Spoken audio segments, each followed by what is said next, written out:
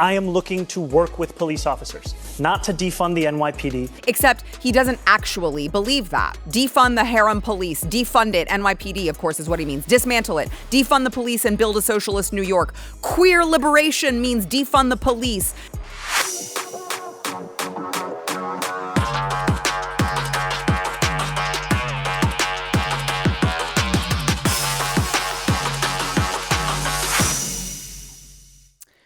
Welcome to Sara Gonzales Unfiltered. Happy Friday. And it is a happy Friday, actually, because John Bolton was forced to turn himself in. We talked about the indictment. It had just dropped when we were taping yesterday. And so we've had a chance to go through it now. And boy, let me tell you, this guy's retarded.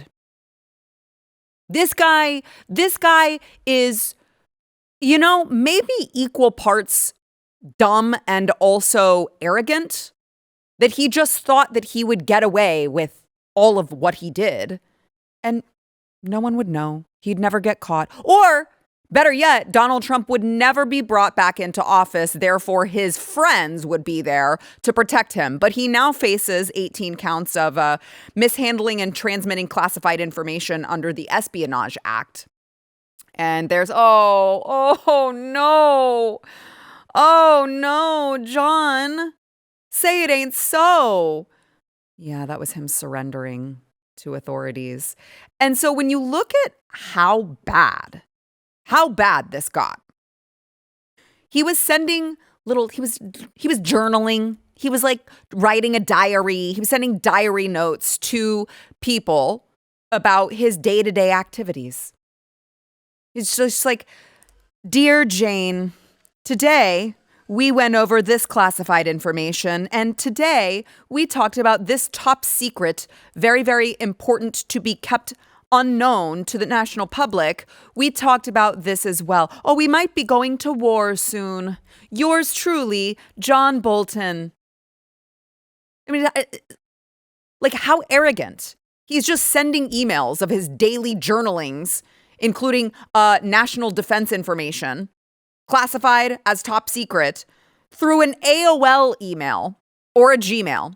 He's like John Bolton at AOL.com. He's just sending classified information. I just can't.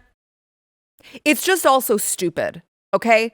Especially in light of, like, buddy, you saw what happened to Hillary Clinton when she was using a private email server. Now she should have gone to jail. That is, of course, as I always say, one of the things that Donald Trump did not get right. He should have sent her to prison like he said he was going to. But the rumor is that the two people that he was sending this to was his wife and his daughter. So person one and person two in this indictment allegedly are wife and daughter. And he knew, by the way, that he was sending and sharing classified information because he was saying things like the intel briefer said, or while in the Situation Room, I learned XYZ.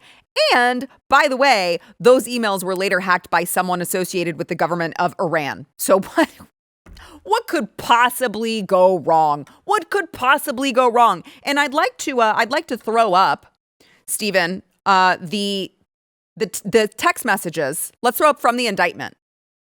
Yep. On or about July 21st, 2018, Bolton sent individuals 1 and 2 a message that stated, "More stuff coming," with 3 exclamation points. I mean, this dude is like just a high school gossip. He's just a high school gossip. A few minutes later, Bolton sent individuals 1 and 2 a 24-page document which described information that Bolton learned while National Security Advisor. Less than 3 hours later, Bolton sent individuals 1 and 2 a follow-up message that stated, "None of which we can talk about." Again, 3 exclamation points. Now, it's so egregious that these individuals, as I mentioned, 1 and 2, which are allegedly wife and daughter, individual 1 sent a message back that stated, "Shh."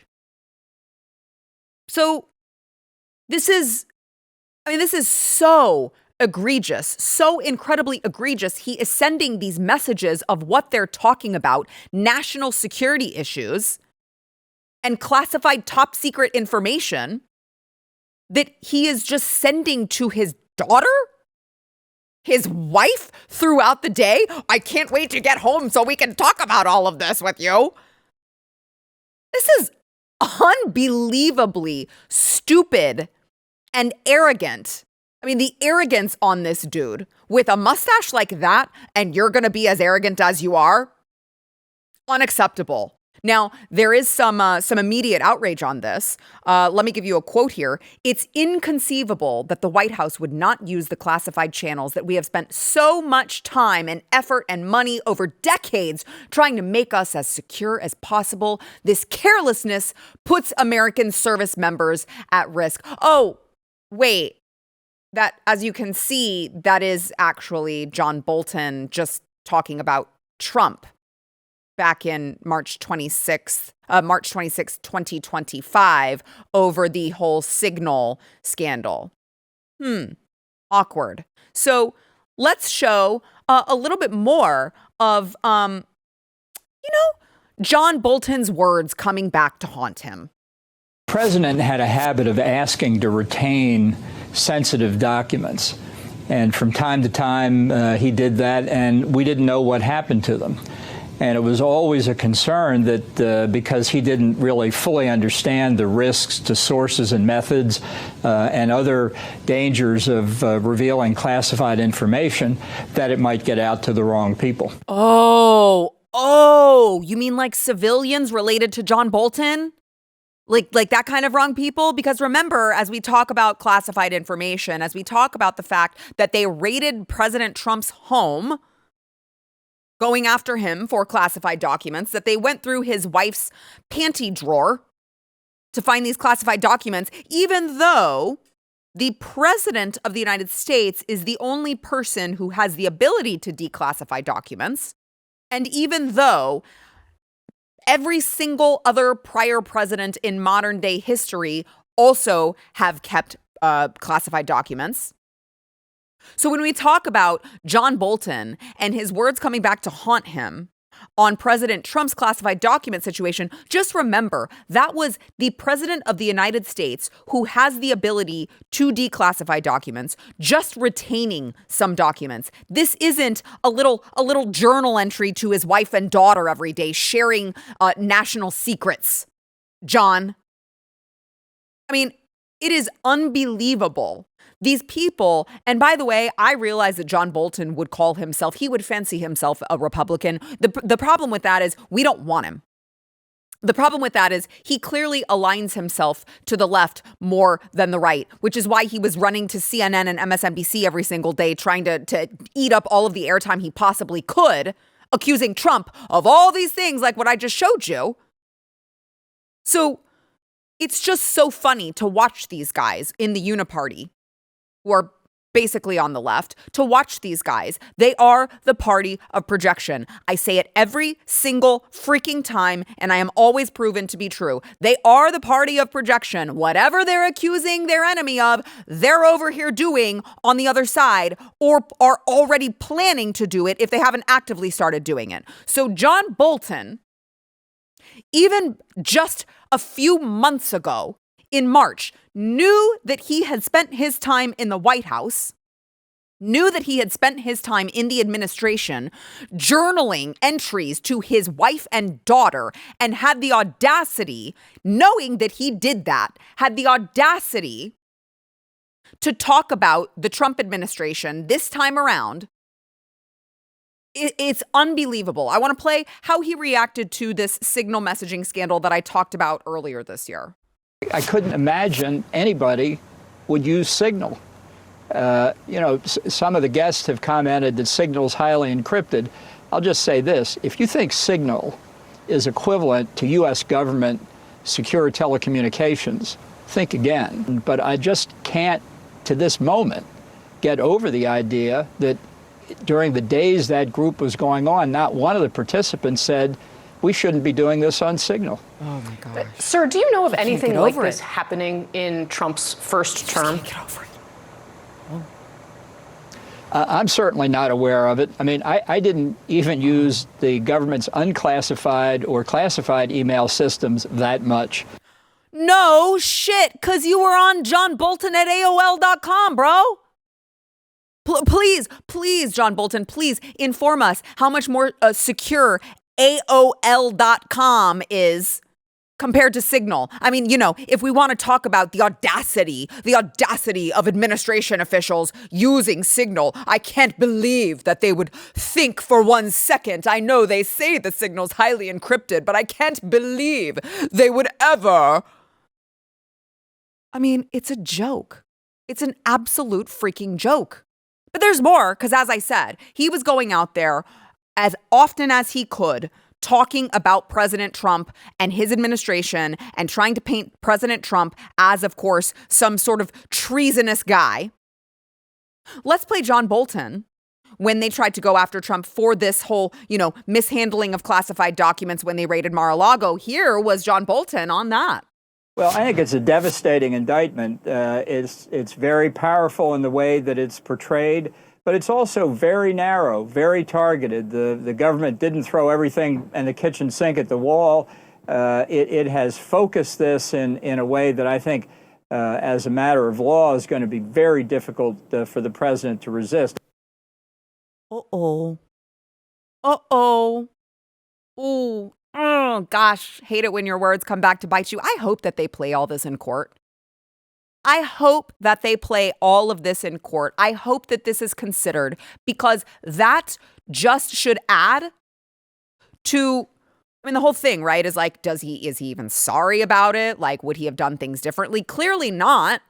Clearly not. Because after he was the one committing the crime, he came out here and tried to tell the world how President Trump was in super duper big trouble. He's in super duper big trouble. You know how I know? Because I created a journal entry to my wife and daughter from John Bolton at AOL.com. And I told him President Trump is in super duper trouble. Like, shut the up, dude. I hope that this is just the beginning. We've got Comey. We've got John Bolton. We need James Clapper. Okay? We need Tish, Big Tish. We need Adam Schiff. We need all of these people who went out there for years trying to destroy the credibility of this president while they were committing the real crimes. We need all of them to have to do this, to have to surrender to authorities. So who's it going to be next, President Trump? I am so here for it. I am so here for it. By the way, President Trump yesterday was asked, right after the indictment happened, he was asked about his reaction to it. Here's that. Just indicted by a grand jury in Maryland. Do you have a reaction to that? I didn't know that. You told me for the first time, but I think he's, a bad person. I think he's a bad guy. Yeah, he's a bad guy. He is a bad guy. It's too bad, but that's the way it goes. The case against him? That's the way it goes, right? That's the way it goes. Will I what? Have you reviewed the case against him? No, I haven't. But I just think he's a bad person. And on that, he has been very, very solid for a very long time now, because here's President Trump on John Bolton like several years ago. Bolton, see again, you get back. Bolton, a real dope. But I thought he'd be great because he was so stupid. He was like a boiler. Every time... If somebody shot down a little tiny crappy drone that cost about $15, he'd want to go to war with Russia. He was a nut job, and everybody, I could see his face get red with that stupid white mustache. And he'd be ready to explode. I went to Kim Jong-un in North Korea. I took this moron with me, and he never said anything. But when Kim Jong-un saw him, he said, oh, shit, I think the guy wants to go to war. So he was great for me to negotiate with. The same thing with Russia. When Putin saw him, I'd be very nice. I'd say, hi, Vladimir, how you doing? And then Putin, so, 2 rows back, and he'd see that moron, and he'd say, holy shit, this guy wants to go to war with me. He never met a war that he didn't like, which may be why he tried to undermine President Trump the way that he did all the time. Maybe that's why. You know what? It's so fitting. It's so fitting that on the day that John Bolton had to surrender himself to authorities, President Trump is meeting with Vladimir Zelensky, actually. after meeting with President Putin, because he is going to end another freaking war that John Bolton so badly wanted to continue and drain American taxpayers' money from. It's just chef's kiss. All right. When we come back, I'm going to take a quick break, thank our sponsor. And then when we come back, I have a panel on to talk about the New York City Mayoral Debate. Oh, boy. You're going to need to buckle up for that. First, we want to thank our sponsor, Craft Co Premium. So listen, Flying Ace Whiskey it's delicious whiskey. And not only is it delicious whiskey, but it is unapologetically American. It is real whiskey made for people who still believe in things like hard work, high standards, and doing things the right way, which isn't that what America is all about? And you know what else America is all about? Whiskey. Okay? So if you love whiskey and you love America and you want to buy from an American company using American grains, go there now, flyingacespirits.com. You can use promo code BLAZE for free shipping. I have this stuff at home. We love it. They've got different flavors, but if you're like me and you just like just the straight up whiskey, go get you some, okay? flyingacespirits.com, promo code BLAZE.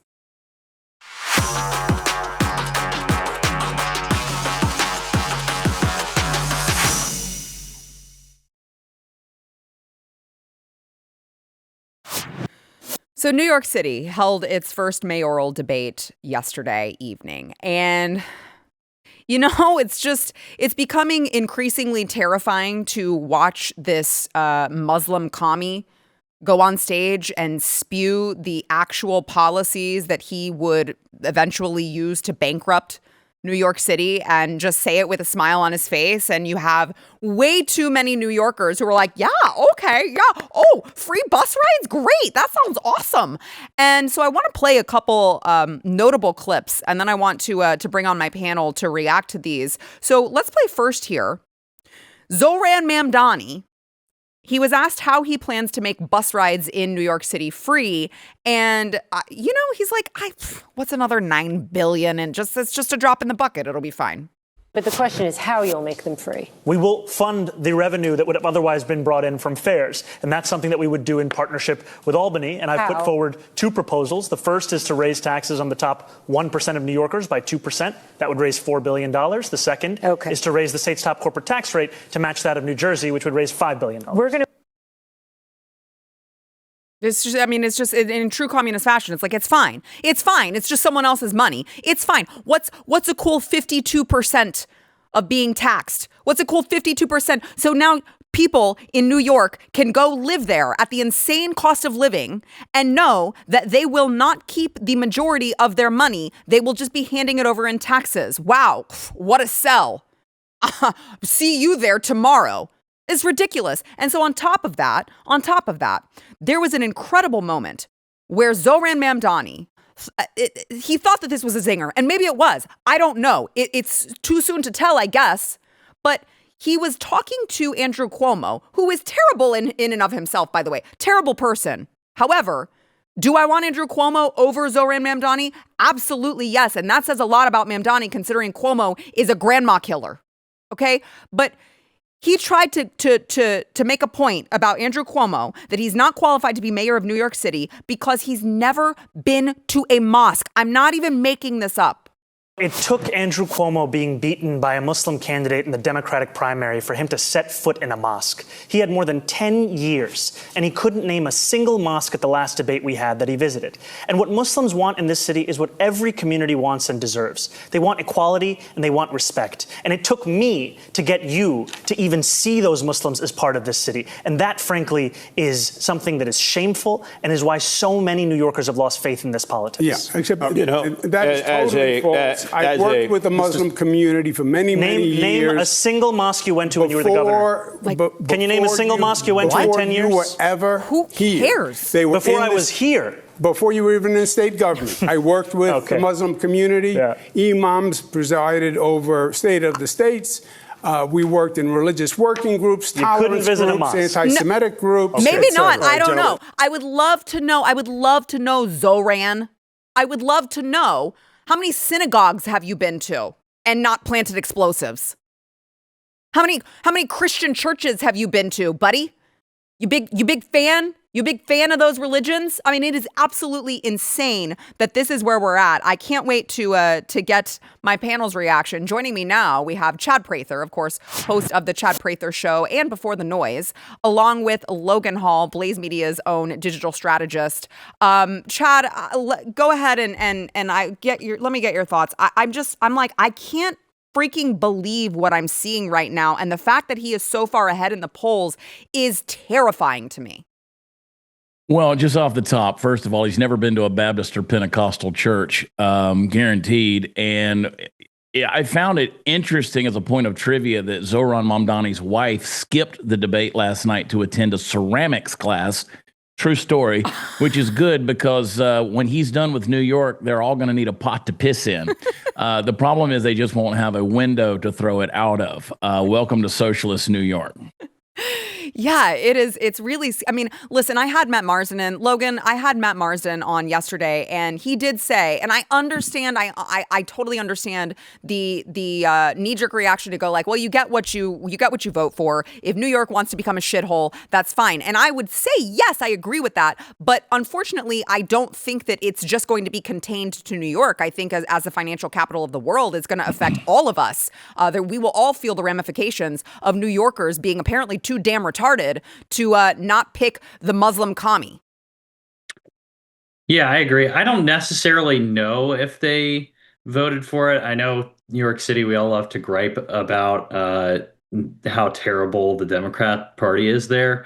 But I think if you told someone, one of the first responders after 9/11, that, hey, 20 years from now, we're going to be importing a ton, like hundreds of thousands of Muslims, bringing them directly to this city.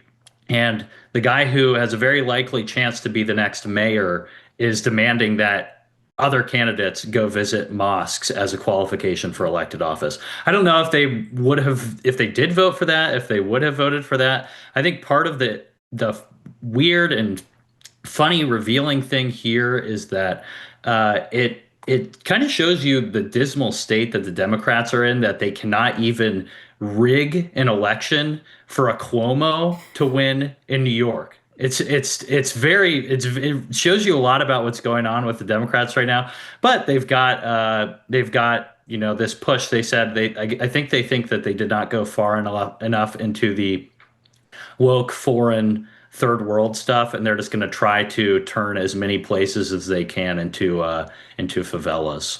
I mean, it's an interesting strategy, but we'll see how it is an interesting strategy. And I mean, what else is just bonkers crazy to me is that, again, I fall into this trap too. I realize we were talking the other day about, I fall into the trap of only talking about Andrew Cuomo and Zohran Mamdani and completely forgetting to mention that there is a Republican in this race by the name of Curtis Sliwa. And apparently he's like you know what? Here's his resume. He didn't kill a bunch of grandmas and grandpas during COVID and then lie about it and try to cover it up. And also, he's not a Muslim communist. He just seems to be a pretty decent guy, spending a very long time trying to clean up New York's streets and trying to clean up crime in New York. And somehow, New Yorkers are so brainwashed that, like, he's not even a factor. We don't even talk about him because that's how little a chance that he has. And that's not an indictment on Curtis Sliwa. It's an indictment on how retarded New York City people are, I guess, Chad.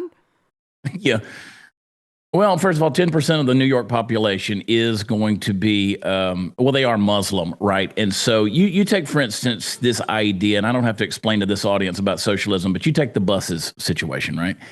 They're going to go towards the most radical ideas because they're insane in New York City. They have to be to even pander to some of this stuff. So they're basically just forcing taxpayers to buy the illusion of free. That's how stupid they are. They're buying into the illusion of free with Mamdani. It's not generosity, it's the government pickpocketing, and they seem to be okay with it. And what we're about to see is the top 1% of New Yorkers soon become the top 1% of Floridians, because if you keep raising taxes like this and admitting it, you're going to watch the moving trucks lining up for I-95 South. So it's one thing to admit it, and at least he did admit he was going to raise $9 billion in taxes between New York and New Jersey. But politicians never tell you the full thing they intend to do. They always wait till they get elected, and then they start pulling other stuff off of you. Then you were like, wait, I didn't sign up for that. Well, it's always going to be more. So if he's telling you he's going to raise $9 billion in taxes for busing, then how much more is he really going to do if the guy gets elected? These people are insane if they put him in there. Yeah, that's a great point. And I did give him credit where credit is due the other day. I said, at least he's laying it all out on the table. He's told us he wants government-run grocery stores. He's told us that he wants free childcare, free buses, which is so crazy because we also hear the price tag that it comes with, and that doesn't sound very free to me. But what I will also say is that there are some things that he is trying to hide behind, as Chad just pointed out. There are some policies that he is trying to pretend that he will not advocate for. And so when you talk about the dangerous level, like how dangerous it is to walk around in not just New York, so many Democrat-run shitholes that were once great American cities. You have Mamdani, and I want to just show you what he said. He was asked about upholding law and order. He was asked about, will he support the police? And he said last night, yes, he would support NYPD. I am looking to work with police officers, not to defund the NYPD, looking to ensure that officers can actually do one job when they're signing up to join that department. Okay, so you're like, great, he wants to support NYPD. That's perfect, except he doesn't actually believe that. Are you for defunding the police? Are you for a serious reform that people can see on the ground? I am in favor of defunding the police. Oh. Okay. And by the way, it wasn't just that one flippant moment that he'd be like, oh, I misspoke. No, he actually, let's take a trip down memory lane on his X account. Defund the harem police. Defund it. NYPD, of course, is what he means. Dismantle it. Defund the police and build a socialist New York. Queer liberation means defund the police. In NYC, 99% of office holders are Democrats, yet they refuse to defund cops who murder with impunity. Just look at that. Defund the police. Defund the police. Defund the NYPD as a hashtag. And this guy now conveniently wants to tell New York City that he totally supports NYPD. The problem is, Zohran, that the internet is a thing and these screenshots are forever. Logan, what are your thoughts? I think this is a pretty clean-cut case of importing the third world and quickly becoming the third world. There was another, I don't know if that was in your screenshot there, but he had something that he posted on his X account that was along the lines of like, queer liberation is impossible without defunding police or something. It's in there. I don't even know what that means. That doesn't make any sense to anyone. Sure doesn't. That's just pure gay race communism. But I think what happens is progressives are generally, I don't know how many times they have to prove it, but they are not capable of self-government. They will always side with the criminals. Their entire criminal justice policy is to side with criminals and to make sure more crime happens. Jesse Kelly says this a lot, but it's a great point that they're not soft on crime. They are pro-crime. Yeah. They want more crime to happen because communists thrive on chaos and dysfunction. It allows them to grab more power and break down the barriers that would naturally restrain the state. So they're always going to side with the illegals. They're always going to side with the criminals. They're always going to side with the freaks that are terrorizing normal people and terrorizing your society. And the only options pretty much are separating from them or disenfranchising them. And I think Trump has some levers that he can pull here, which are, he could just say like, maybe we're just not going to fund New York City, or we're not going to give you money for all of this stuff unless you get some of the crime under control, you get the illegals out of there, you cooperate with ICE. And I hope he does pull them, because if this guy gets in, and it looks like he is going to, that can only mean bad news for New York City, for not only New York City, but for the rest of the country. For the rest of the country, exactly. Yeah, Chad, to Logan's point, which I completely agree with, that it's all by design, the chaos and the crime, it's all by design. But I mean, just to kind of like give an example of that, if you're Daniel Penny and you try to, prevent crime from happening, protect the citizens, you actually get punished for it. which seems to be a message that they're sending to everyone else is like, no. We decide who lives and who dies. You're going to deal with the chaos, or else you too could be thrown in prison and have your entire life upended just for trying to protect people. That's sending a message, I would say. Well, and let's cut through the smoke and talk about what the signal is. I mean, let's carry this to its logical conclusion. To be a citizen in New York City in the future is a death sentence. It is literally a dystopian nightmare. It is an apocalyptic movie. It is the end of the world. It is Armageddon. It's the apocalypse now, New York City version. I mean, it will be a death sentence if you live there. It will be murderous. It will be rapey. It will be a rampage of violence. There will be no justice. There will be no sense of bail. There will be no prison system. There will be nothing that punishes crime. There will be none of that. So when you hear Mamdani talk, this is not a guy who's campaigning on the ideals and ideas of leadership or freedom. He's literally talking about putting the citizens of New York City into a fearful bondage. And what he's doing is it's just cowardice that's dressed up as inclusivity and this idea of things that are free, but it's a political shell game. If this guy gets power, I'm telling you, within 10 years, it is the end of the state of New York. And it's going to have the ripple effect of that, as we said, nationally is going to be incredible. And it'll be something that, God forbid it happens, because coming back from that, here's the thing, one final thought. Yeah.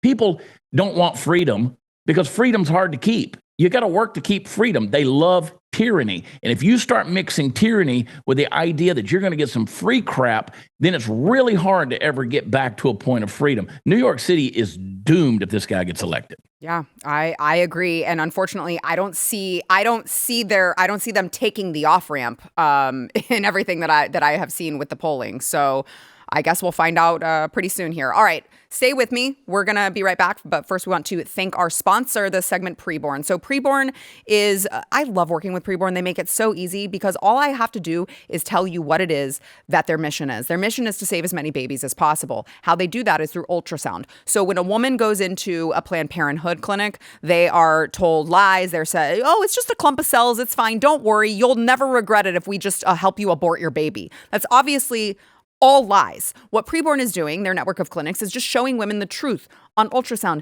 This is your baby. This is your baby. It actually is a life inside of you, and God has entrusted you to protect this baby. Ultrasounds cost money, $28 to be precise. So when you give that baby, when you give that mother a peek at the ultrasound, that she's like twice as likely to choose life. So you are literally making the difference between the life and death of a baby. I'm asking you, how many ultrasounds can you sponsor? $28, that'll give one. More, that'll give many more babies a chance at life. So however much you feel so led, will you please go to preborn.com/Sara and make that secure donation, knowing that you are saving babies' lives. I can't think of a more noble cause. It is preborn.com/Sara.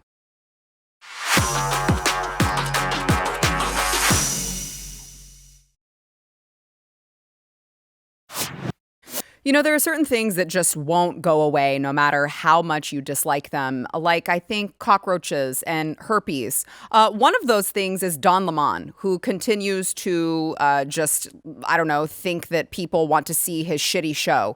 And Don Lemon was on recently talking about the topic of illegal immigration.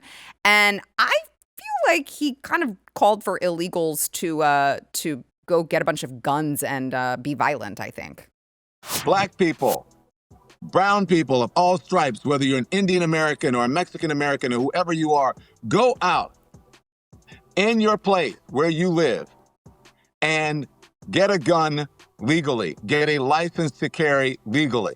Because when you have people knocking on your door and taking you away without due process as a citizen, isn't that what the Second Amendment was written for? Go back and read what the Second Amendment says. How would an illegal legally get a gun, perhaps Don? It will knock some sense in the heads of these people who are saying, well, it's all great. I don't believe they're doing it without due process. They're asking people for papers. They're not really beating people up. These people are doing things that are illegal. Nobody is illegal. It is a misdemeanor to cross the border. Okay, so he keeps repeating this, and it hurts my brain to try to understand how stupid you have to be to not realize that a misdemeanor is still a crime. Like, I just saw a video of him recently, and he was interviewing people on the street, and he was like, yeah, but it's not actually a crime to be illegal. It's a misdemeanor. And they're like, yeah, that's still a crime. Why do you keep saying it's not a crime? And he can't explain himself. It's so baffling to me that this guy is still trying to do this, thinking that he has a point here. But Logan, what are your, I guess maybe I shouldn't be surprised because there are a lot of people on the left who are so stupid that they will regurgitate these dumb talking points. Maybe. I personally kind of attend to the theory that I think this was maybe Don Lemon is MAGA now, and this is his 4D chess way of trying to get illegals supported by having illegals try to go purchase firearms. I don't know. Maybe that's a little bit of a conspiracy theory of mine. There's a lot to unpack there. He said, isn't this what the Constitution, what the Second Amendment was written for a bunch of foreigners that crossed into our country illegally? No, actually it wasn't. The Constitution is written for Americans. It wasn't written for illegal invaders who came in here and trying to destroy our country. No. Also, the nobody is illegal thing. I mean, the fact that he was employed at CNN for so long, this is a very good case study into like the mind of what like the objective liberal journalist actually thinks. Most of them, 99% of them all think like this. They're all this dumb. They just regurgitate the Democrat talking points that they give them. It's not good. I would like to think Don Lemon is MAGA now, though. That'd be good. Maybe Trump has actually won him over. He's secretly trying to make his former side look bad. I mean, this nobody is illegal thing, Chad. It's like, go to literally any other country and try to say that, and they will laugh at you. They will think you are so stupid for ever trying to say something like that. And yet somehow in this country, there's a movement saying it. Yeah, and Don Lemon, he's like Elton John. He plays a piano, but he sucks on an organ. The thing with this guy is that it sounds to me it's the same leftist deal. Ever since Charlie Kirk got shot, these wild-eyed progressive Riri leftists are all pro-gun, right? So you got the same crowd that's screaming for gun control, now telling non-citizens to grab guns and shoot at ICE agents who are literally enforcing the law of our land. And so that hypocrisy is pretty thick. I mean, you can cut it. But yeah, you go to Japan. There's certain places they'll literally put a sign on the door that says, you can't come in here. Like, you may be visiting our country, but you're not even allowed in this establishment. So the fact that we are willing to throw borders out and then you're going to tell illegals to take up guns against our federal agents? Come on, man.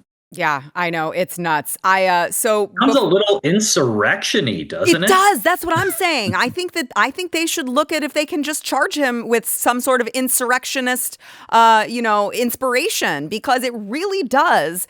And it's so funny whenever they talk about this, because of course I realize I'm told I'm white passing, but because of my last name, leftists are always like, oh, just wait, you're going to be next. They're going to pull you over and they're going to accuse you of being, here illegally, blah, blah, blah. And I'm like, okay. And I could very easily just show them my driver's license and they'll look me up, just like if I was speeding or doing anything else, they'll just look me up and know that I'm not. So I don't understand. It's very easy to prove if you are an American citizen. Very, very easy, as it turns out. All right, before we go, I do want to play this clip here. Speaking of the border and illegals, former border czar Kamala Harris, who I think she is the drunkest that she's ever been, because earlier this week she had this to say. Well, some people have actually said I was the most qualified candidate ever to run for president. I like the some people say. Very nice, but go ahead. Some people. I'm just speaking like fact. I know, but some people are saying it. We've got about a minute left here. Chad, real quickly, what are your thoughts? I go back to my comment about Don Lemon. She has the same qualifications. She turns everything into a word salad. Every time she speaks, you can hear her staff praying that she doesn't say the significance of the passage of time again. We're still trying to figure out what she's trying to be unburdened by. And I don't know what crisis that she was trying to fix, but she never fixed it. And she never got more than 2% of the vote in her primary. So I don't know what she thinks she's qualified for other than losing. Yeah, Logan, really quick here. Of all the qualifications, of all the candidates, she, in fact, was the most qualified. Yeah, I think this is a testament to Trump's cultural power that the Democrats are now trying to mimic him to sound funny themselves.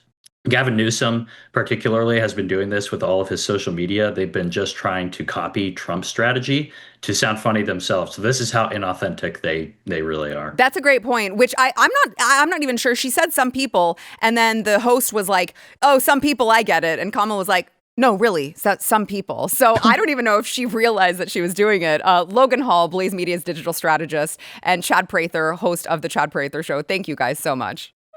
Thanks. We'll see ya. All right, want to thank our sponsor really quickly, Kindred Harvest. So Kindred Harvest is, they're creating these teas, and these teas are amazing. They're Maha friendly, they're third-party lab tested, and they don't have any microplastics or heavy metals. And if you're getting tea at the grocery store, I don't think you realize this, it's actually tea that has all of those things in it, and it's from China. So don't do that. Instead, go over to kindredharvest.co and check out their teas. There's no glue, there's no ink, there's no compromises, 100% biodegradable, and they've got so many delicious flavors there. My kids love it. I love it. They've got something for everyone over at kindredharvest.co. But I'm telling you guys, stop buying grocery store tea. kindredharvest.co. Use code Sara for 20% off. That is kindredharvest.co. Use code Sara for 20% off. And if you guys have children, you're not going to want to miss my next interview.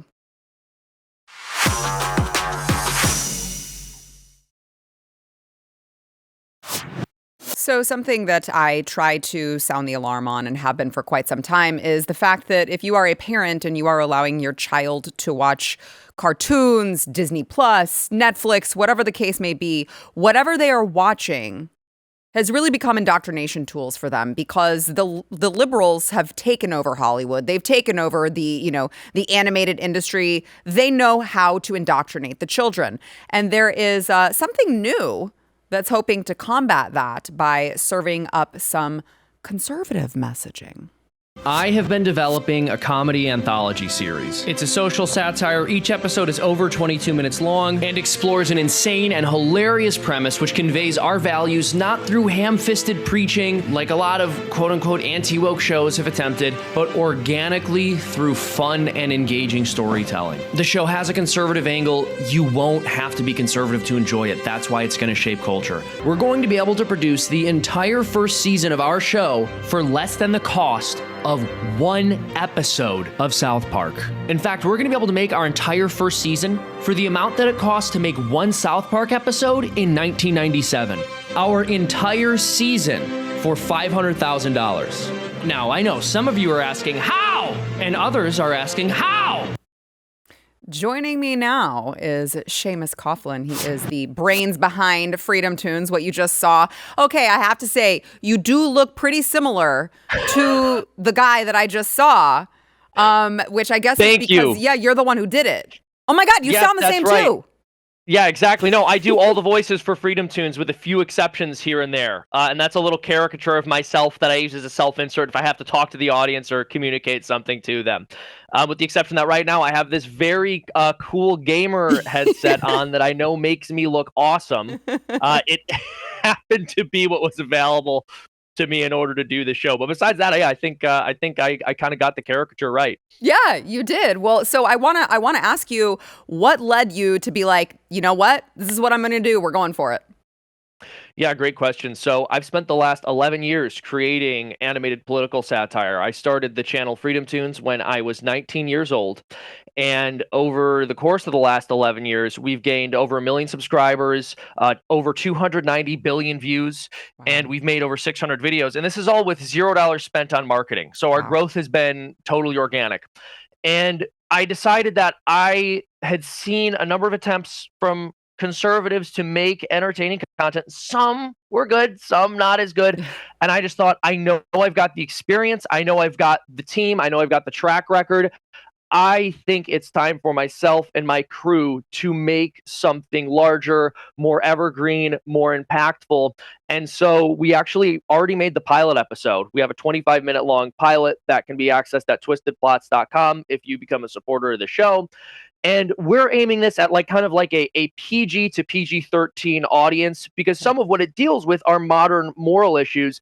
But again, we're doing it in a way that communicates our values through story, through jokes. I mean, so much of entertainment media even the stuff that isn't explicitly calling itself progressive, it's still in many cases made by people who hate your family, who hate your values, who hate your way of life.